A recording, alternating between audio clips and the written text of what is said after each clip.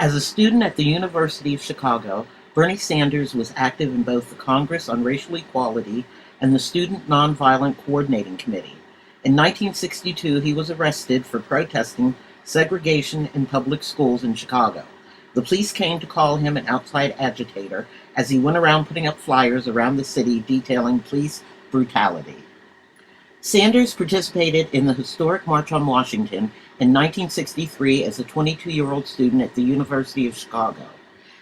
Quote, "It was a question for me of basic justice. The fact that large numbers of African Americans who couldn't vote, who couldn't eat in a restaurant, whose kids were going to segregated schools, who couldn't get hotel accommodations, and were living in segregated housing. That was clearly a major American injustice and something that had to be dealt with," unquote. Danette in Hinesville, Georgia, you are on the air with Senator Sanders. Hi, Tom. Hi, Senator Sanders. First of all, thank you for all the work that you do and for what you're doing just for the country. Speaking truth to power, I really appreciate it. My question, or actually it's more of a comment, and I can ask it in the form of a question. Will you be speaking more on your civil rights record? I know that you participated in the March on Washington, and there's a lot of conversation happening in the country surrounding you, and people are just really awful, saying that, what is he going to say about, what's happening with the racial violence and talking up Hillary Clinton for what she said. And I just wondered if you would speak more publicly about your civil rights record and what's happening with Black people in America. Thank you. Jenna, thanks very much for this question. And let me start off by saying that I believe that as a nation, we should be proud of the progress that we have made in recent years in terms of civil rights and electing the first African-American president in our history. But anybody who thinks we're anywhere near where we should be in terms of creating a non-discriminatory society is dead wrong. And the issues out there, I think, that we all have seen is whether it is Ferguson or whether it is Baltimore or whether it is tragically in South Carolina, issues of blatant racism, of police brutality, of issues of all over this country where young African Americans are walking down the street and they're being harassed by police officers. That has got to end. And what has got to end is the fact that police departments around this country cannot act as occupying forces. They have to be seen as being part of the community. When I was mayor of the city of Burlington, we moved toward community policing, which does just that. It makes the police department part of the community, not an outside force coming in. And again, as a mayor, I worked with police for 8 years, and most of these people work really hard under very difficult circumstances. Not easy being a cop. But when a police officer breaks the law, when young black people are beaten up or sometimes killed, that is clearly unacceptable, and police officers who commit these crimes must be punished. Furthermore, as I mentioned earlier, when we talk about civil rights, we also have got to understand that poverty and incarceration rates among the African American community is at levels which are almost incomprehensible. There is a debate exactly about the statistics, Jeanette, but the guess is that today, if we do not change things, the likelihood is that an African American male baby born today stands a 1 in 3 or 1 in 4 chance of ending up in jail, and that half of young African Americans will be at some point or another in their lives arrested. Now, what that tells me is that when real unemployment for young African Americans is over 50%, that maybe it makes a little bit more sense to start investing in education and jobs rather than in more incarceration and more jails. And I feel very strongly about that. You're seeing just a horrendous attack upon a young generation of people, which is an unbelievable human tragedy. So the fight has got to be to create police departments which are well trained, which reflect the demographics of their communities. We've got to get military equipment out of cities so that police departments are not looked at as occupying forces. But we've also got to address, in addition to all of that, the serious economic problems facing minority communities all over this country, and I'm pledged to do that. Yeah, and you're not going to brag on it, but my understanding is that back in the early '60s, when my dad and I were going door to door for Barry Goldwater, and Hillary Clinton was a Goldwater girl, you were an organizer for SNCC? No, I was an organizer. Well, I was involved in the Congress on Racial Equality. Yeah, I mean, this is an issue. You're right. It's not something, it's something that I've been doing for my whole life, my adult life. When I was in college, I got arrested as part of a civil rights demonstration to end segregation in Chicago schools. I went to the University of Chicago. I was involved in making sure that the University of Chicago at that point did not run segregated housing. So, I've been involved in the civil rights movement for many, many years. But the point here is we can give all the great speeches that we want, but what we need is real action to break down racism in America and to create economic opportunity for all of our people, including young African Americans and young Hispanics. Senator Bernie Sanders.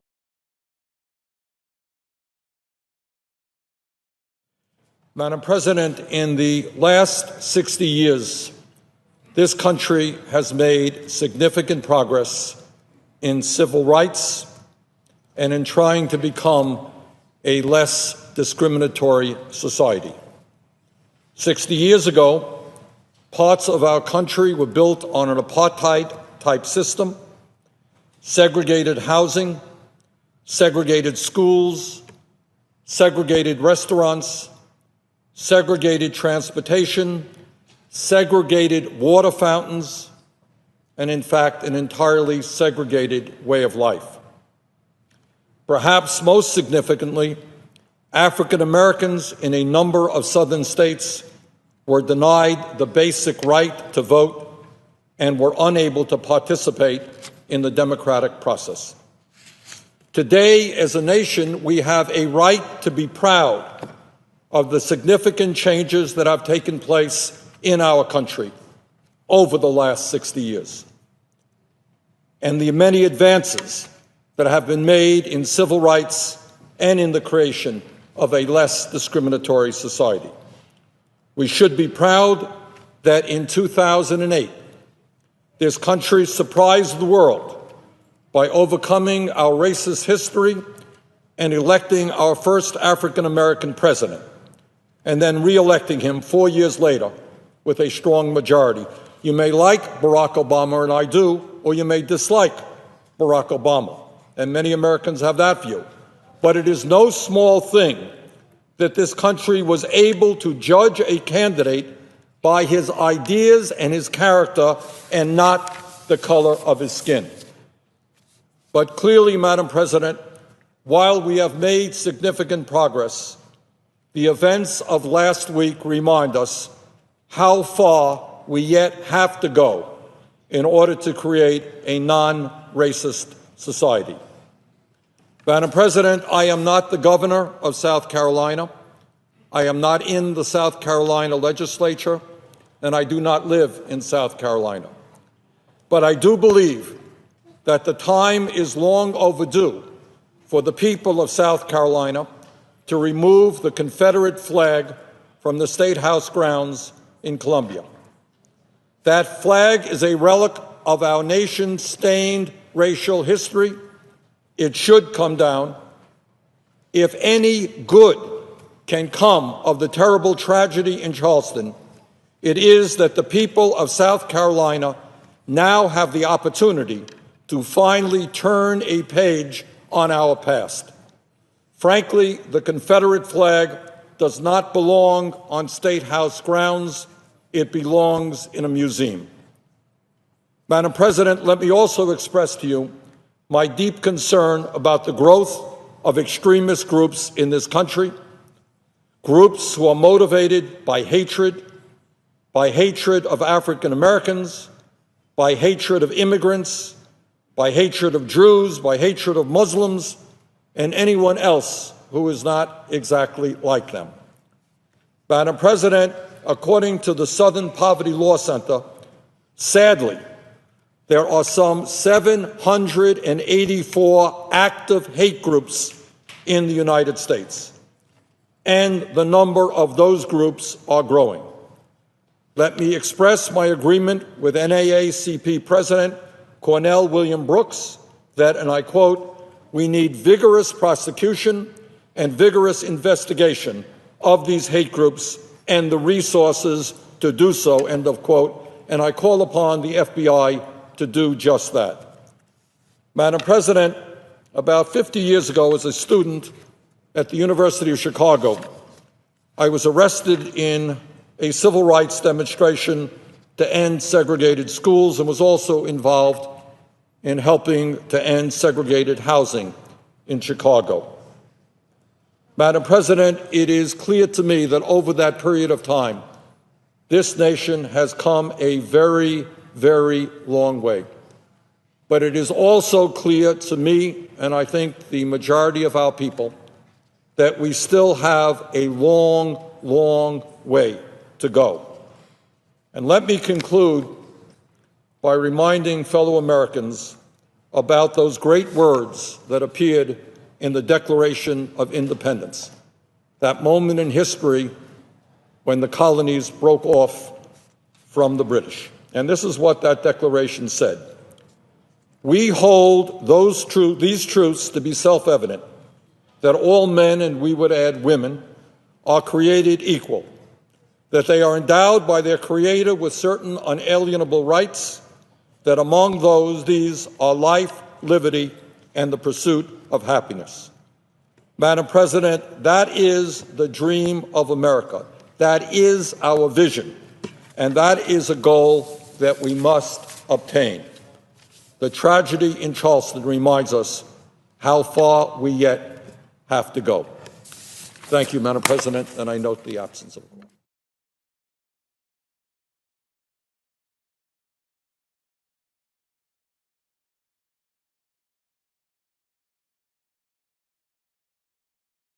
Last night spoke at the Southern Christian Leadership Conference. Of course, it's a major civil rights organization, a lot of history there. But I want to play a clip that you had sort of a reaction last week at Netroots Nation in a confrontation with the Black Lives Matter protest. I didn't have a confrontation. What I had was, I was there to speak about immigration reform. And some people started disrupting the meeting. And the issue that they raised was, in fact, a very important issue about Black Lives Matter, about Sandra Bland, about black people getting yanked out of, in this case of Sandra Bland, getting yanked out of an automobile, thrown to the ground, and ending up dead 3 days later because of a minor traffic violation. So this is not a, this is issues which is a very important issue, an issue of concern that I strongly share. Well, I guess there were some people who felt that you were being too dismissive of the protesters. No, I'm not dismissive. I've been involved in the civil rights movement all of my life. And I believe that we have to deal with this issue of institutional racism. But this is what I also believe. And speaking to the SCLC last night, this is what I quoted. Martin Luther King, when he died, when he was assassinated, understood and was working on a poor people's march. We have to end institutional racism, but we have to deal with the reality that 50% of young black kids are unemployed, that we have massive poverty in our country, and we have an unsustainable level of income and wealth inequality. The criticism that's come to you at this, though, is that your answer is always economic injustice, and that many African-American activists believe, no. You've got to deal with race. Racism is a separate, institutional racism is a separate problem from economic injustice. They are parallel problems. They are absolutely correct. But as Martin Luther King Jr. told us, we have to address both.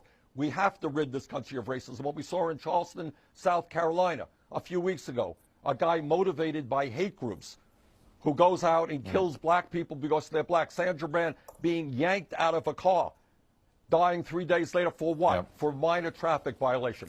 But my view is that we have got to deal with the fact that the middle class of this country is disappearing, that we have millions of people working for wages that are much too low, impacts everybody, impacts the African-American community even more. Those are issues that do have to be dealt with just at the same time as we deal with institutional racism.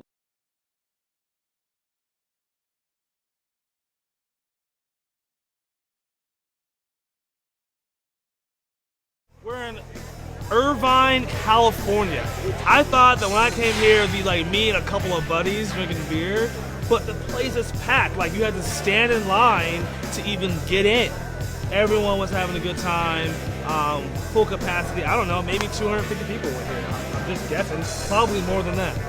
If you check his record, you check what he's about, he totally is about racial equality, more so than a lot of other people who have been president and who will be president.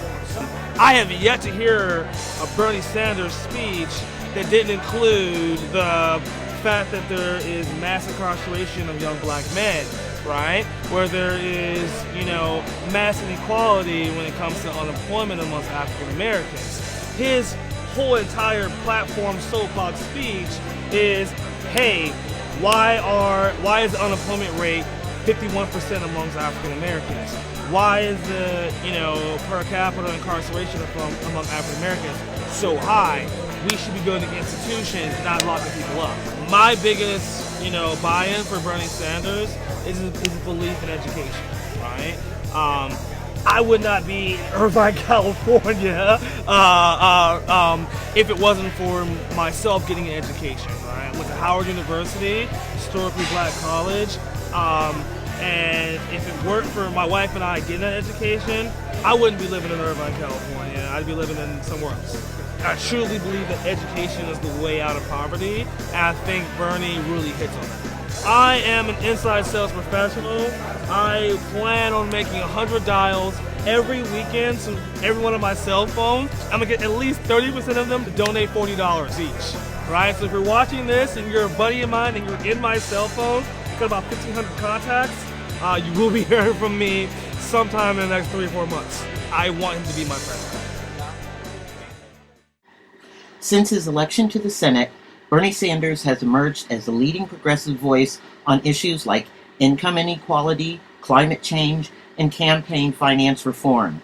He rose to national prominence on the heels of his 2010 filibuster of the proposed extension of the Bush-era tax rates for the wealthy. Sanders is also outspoken on civil liberties issues and has been particularly critical of mass surveillance policies such as the Patriot Act. Well, first of all, let me say that I have known Hillary Clinton for 25 years. I respect her and I admire her. But I think we are living in a very strange moment in American history. And that is the problems facing us in terms of income and wealth inequality, and the fact that real unemployment is 11%, youth unemployment 17%, in terms of the fact that climate change is threatening the very foundations of our planet, that we need strong and bold leadership. I would ask people to take a look at the role that I've been playing for the last 25 years, standing up for working families. And I have had a record which is taking on the billionaire class, taking on Wall Street, taking on the private insurance companies and the drug companies. Right now, as you know, Congress is in the midst of a debate on the Trans-Pacific Partnership.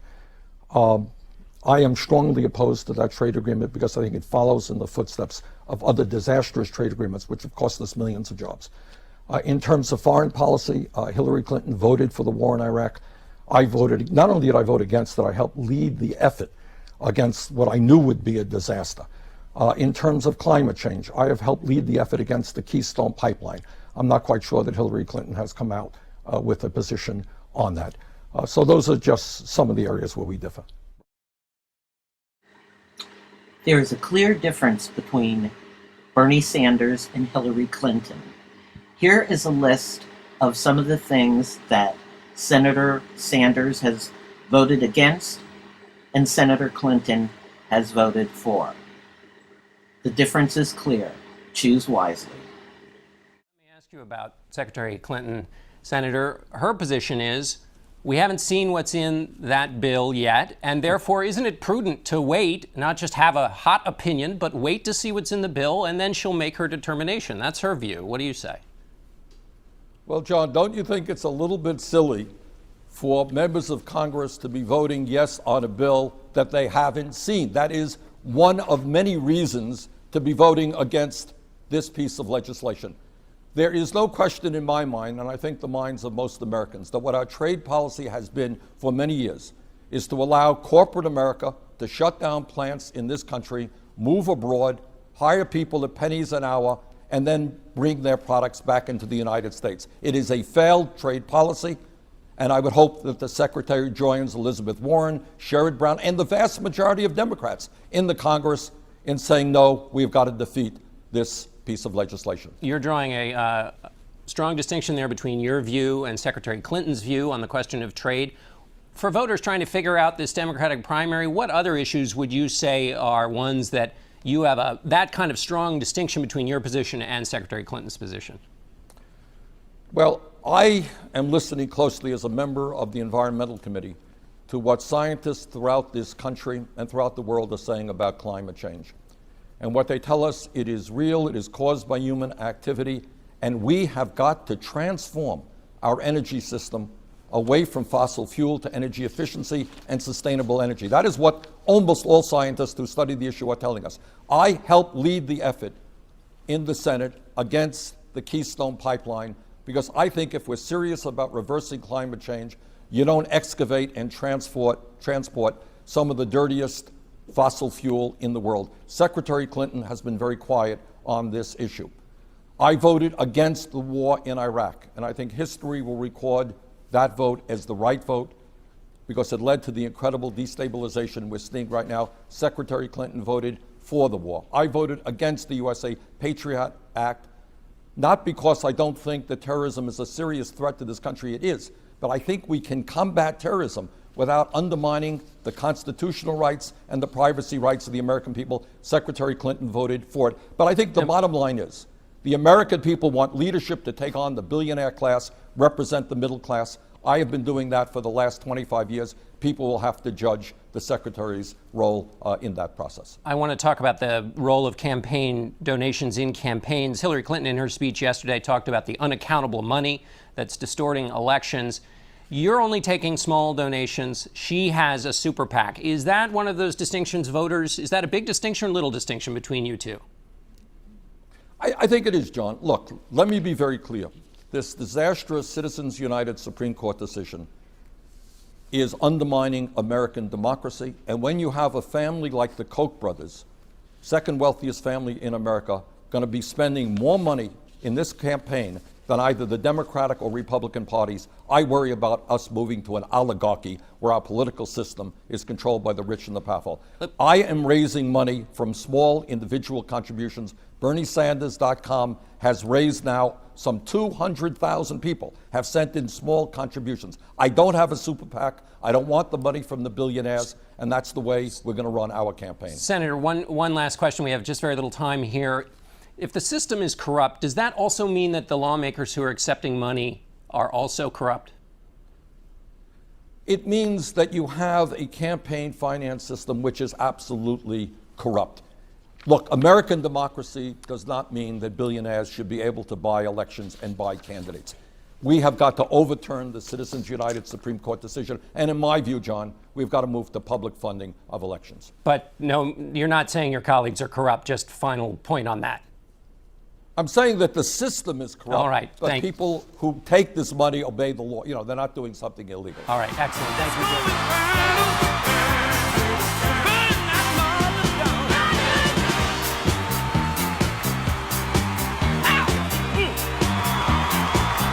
If we do not allow them to divide us up by race, by sexual orientation, by gender,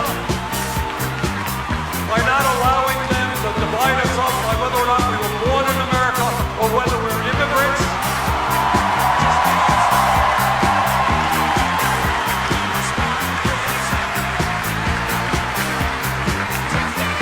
we stand together, white, black, Hispanic, gay, straight, woman, and man, when we stand together and demand that this country works for all of us rather than the few.